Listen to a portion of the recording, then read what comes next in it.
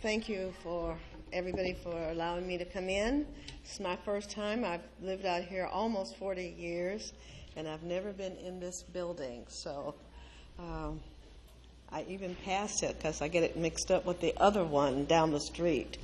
So thank you. My name is Barbara Wilson, psychiatric social worker. I've been in mental health since like the mid-60s, before some of you were probably not even a twinkle in your daddy's eye. My background is working in both the private and the public sector for people that have mental illness, whether they be children, adults, adolescents, women's maximum security, geriatrics, pretty much inpatient, outpatient, community. If it's been there, I've done it. So I retired. And I didn't like the way things were evolving in the public sector in particular.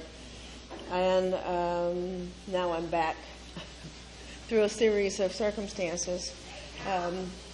Did you know, I just want to put out a few things for you guys to consider as why would you care about mental health?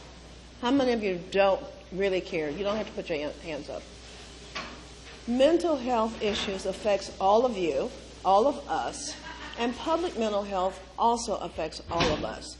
How many of you knew that you live in what is identified as an underserved area for mental health services? How many of you knew that Los Angeles County has 1/3 of all of the population in the entire state of California? 1/3. How many of you knew that we have the highest number of homeless vets in America in Los Angeles County? How many of you knew that depression is a form of mental illness? So when you have a neighbor, for example, whose husband of 50 years has died, and they're not eating, and they're not talking to anybody, and they're withdrawing, they have mental illness. Does that mean that they're possessed by some kind of voices? Maybe, but probably not. But you need to be concerned.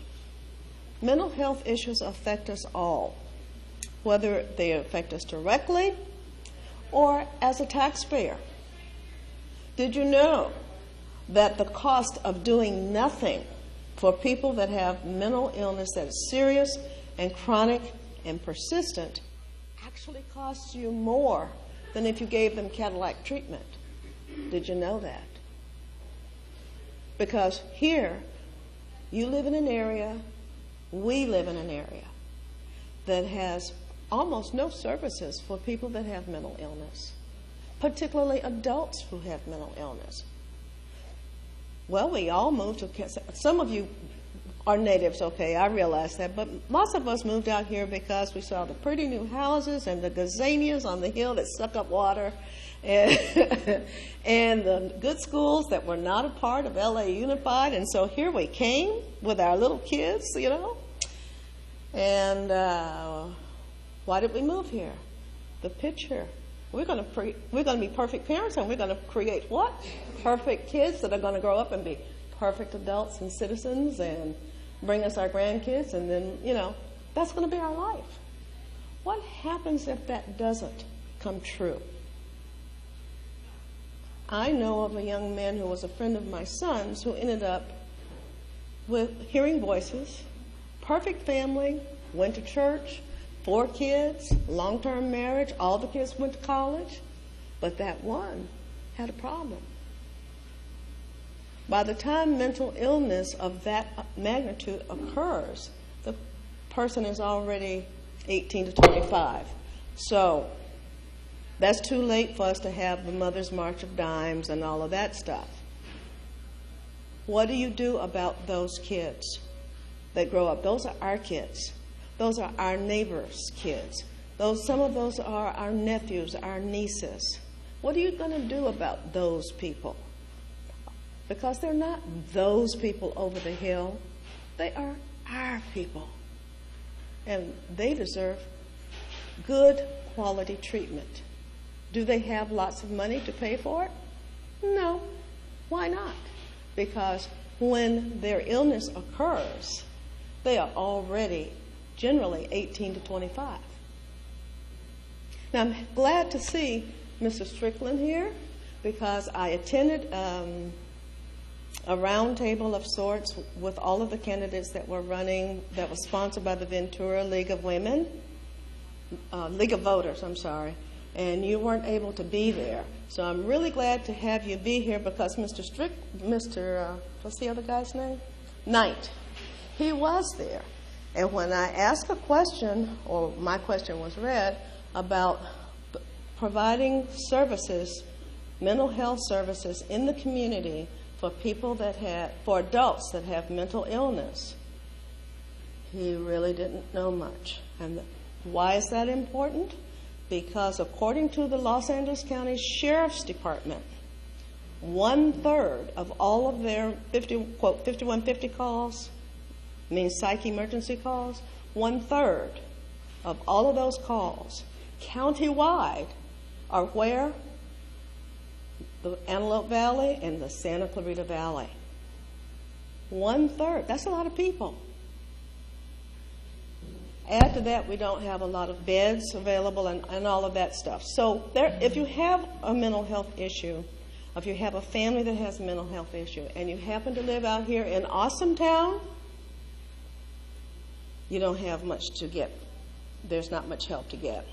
So in my quest of trying to put together services, I keep hitting this. I'm going to do this. In my quest to find services for people that live here in Awesome Town, and what I do is I work for an agency called Mental Health Hookup, and if that takes your mind someplace strange, I know what you do, because hookup means we hook families up to resources that are mental health resources. We're a 24-hour service because not every emergency happens between 8 and 5. So we are 24 hours. We also are mobile. Are we a pet team? No, we're not.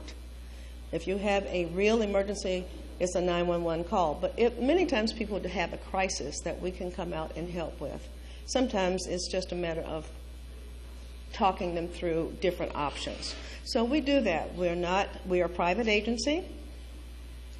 And so what I wanted to say is how I got to Bart.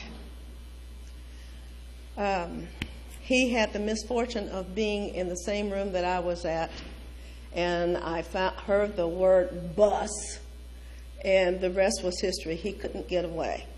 I just landed on him, and I'm like, I wouldn't let go.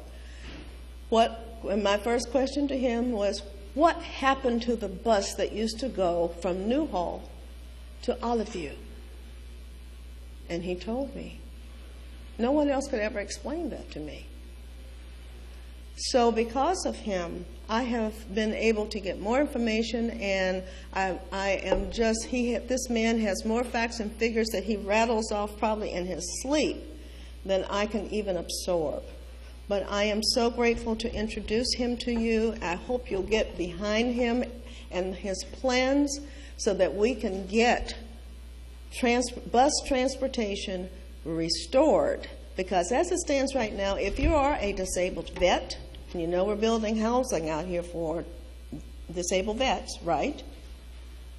Okay, so if you're a disabled vet and you need to get down to Sepulveda and you don't drive, or you're too disabled to drive, or if you're a single mom and you need to get your kids over to Olive View because they have an appointment or in a special clinic, because again, we don't have a lot of resources out here, there's no way they can go unless they have a car. So I give to you, it's my deepest honor to introduce to you Mr. Bart Reed from the Transit Coalition in Sylmar, California.